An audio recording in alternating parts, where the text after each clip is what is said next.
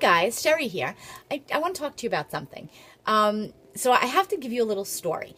When I met my husband 25 years ago, I was in college and I was a typical, college goer where, I partied a lot and went to school, studied hard, and, you'd come in my room after a Saturday night, Sunday morning, there might be a empty pizza box with some beer on, thrown in it, sitting on the counter.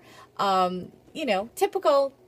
You couldn't find the floor, clothing everywhere, books everywhere, who cared, whatever, makeup here, there, covering surfaces.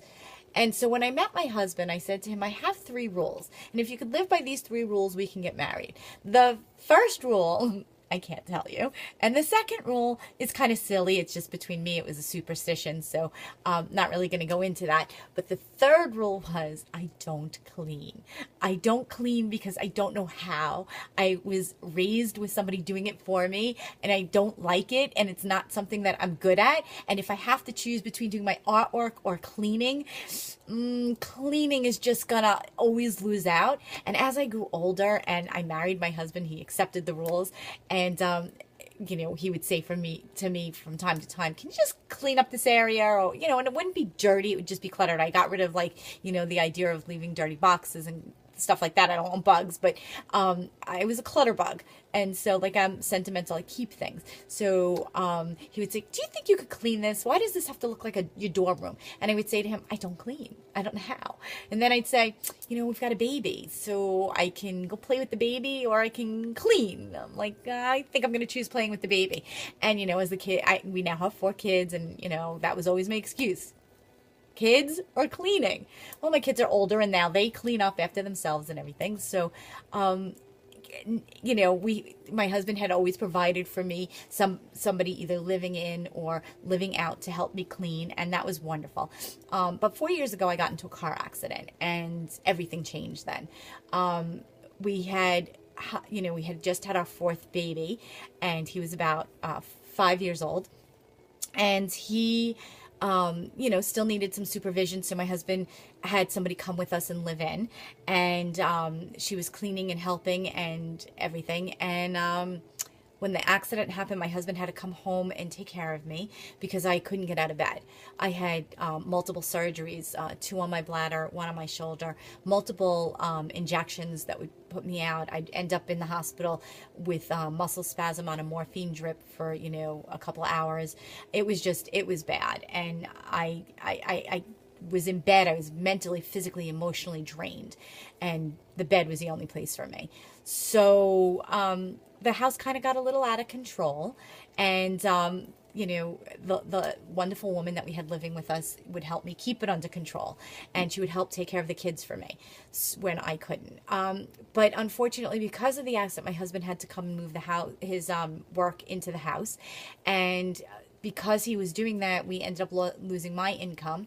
And it ended up that we had to make some adjustments. Our house was going into foreclosure because we only had one income, and he was struggling at even that. We had other things happen to us. We had a business partner that stole from us, so it all played into, account. And here I am laying in bed doing nothing. And, the cars are being repossessed. And finally he looked at me and he said, I need that money that we give to, her name was Ruth. The money that we give to Ruth, we need it to survive. We need to live. And he's like, I have to let her go. And so now I was left without my Ruth. And without having Ruth with me, my house kind of got a little messy. Because now not only was I not feeling well, but I still wasn't cleaning. And so that became a big issue. And, my husband, he would keep on top of the dirt as far as, the sweeping of the floors. And I would keep on top of the toilets and the linens and the laundry. But as far as, clutter, the kids would come in my room, they'd give me papers and I'd throw it on the back of my bed. I have a big, on the back of my bed, I have a big ledge. It's a platform bed with a big built-in ledge. So there was plenty of room for clutter.